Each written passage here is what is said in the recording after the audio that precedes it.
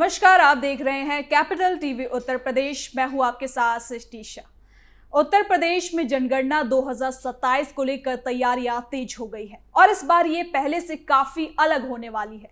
लंबे समय के बाद हो रही इस जनगणना में सिर्फ लोगों की गिनती ही नहीं होगी, बल्कि ये भी जाना जाएगा कि लोग कैसे रह रहे हैं, उनकी जरूरतें क्या है और किन क्षेत्रों में सुधार की जरूरत है।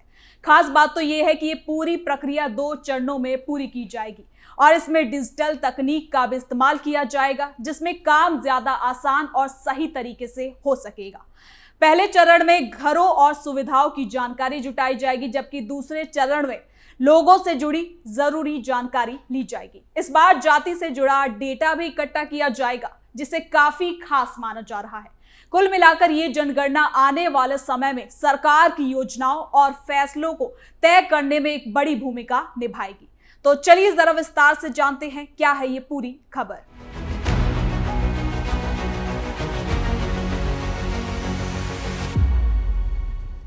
जनगणना 2027 का पहला चरण मई 2026 में शुरू होगा।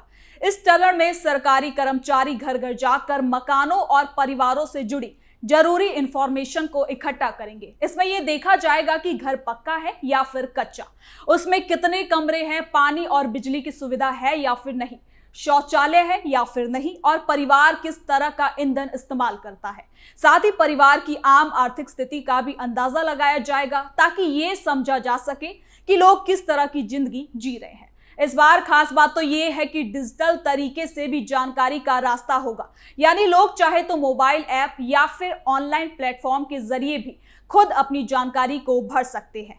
इसके बाद सरकारी टीमें घर घर जाकर उस जानकारी की भी जांच करेगी, ताकि कोई गलती ना हो सके, कोई छूट ना जाए। अब बात दूसरे चरण की, जो फरवरी 2027 में होगा। इसमें हर व्यक्ति से जुड़ी जानकारी इकट्ठा करी जाएगी, जैसे उम्र, पढ़ाई, काम, शादी की स्थिति और दूसरी जरूरी बातें। इसी दौरान जाति से जुड़ा डेटा भी इकट्ठा किया जाएगा, जिसे काफी खास माना जा रहा है। यानी पहले चरण में घर और सुविधाओं की तस्वीर सामने आएगी और दूसरे में लोगों से जुड़ी पूरी जानकारी जुटाई जाएगी। इसी से सरकार को सही योजना बनाने में मदद मिलेगी। इसके साथ ही क्या कुछ अपडेट भी सामने आए हैं, जानते हैं इस रिपोर्ट में। यूपी में जनगणना 2027 की तैयारी 2 चरणों में होगी पूरी प्रक्रिया।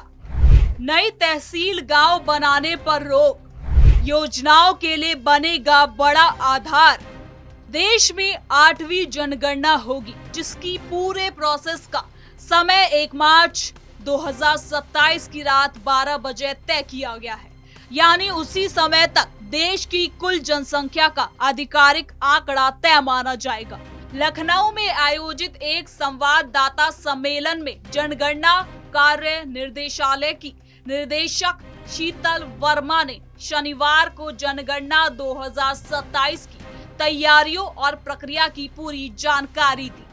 हम आपको एक सूक्ष्म परिचय देना चाहते हैं जनगणना 2027 का, जिसको हम जनगणना 2027 कहते हैं। वो प्रक्रिया जनगणना जून 2025 से प्रक्रियाधीन है।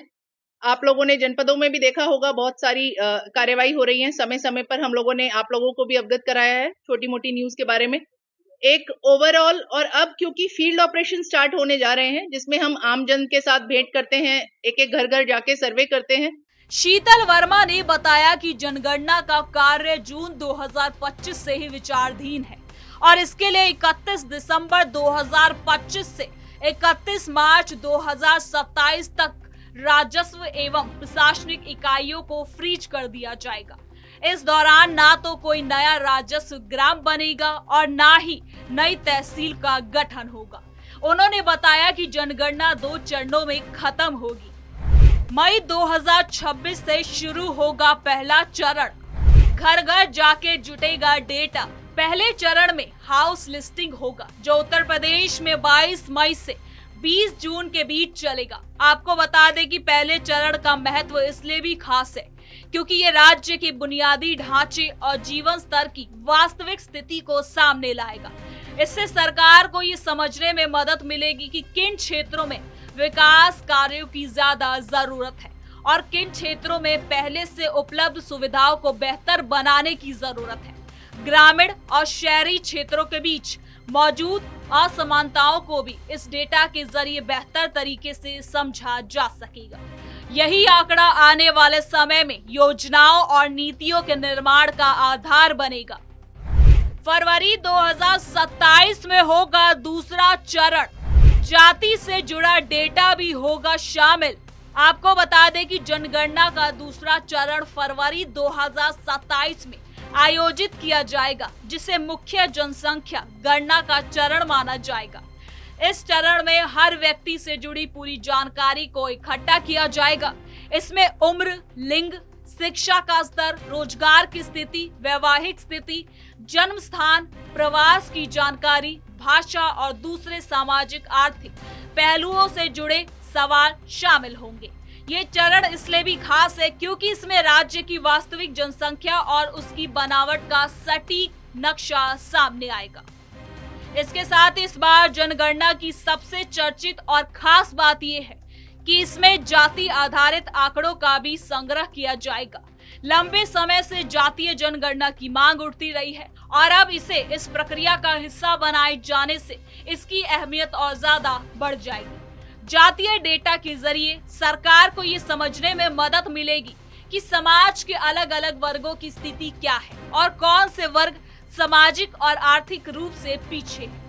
इससे नीतियों को ज्यादा टारगेटेड और प्रभावी बनाने में सहायता मिलेगी। हालांकि जातीय जनगणना का मुद्दा हमेशा से संवेदनशील रहा है।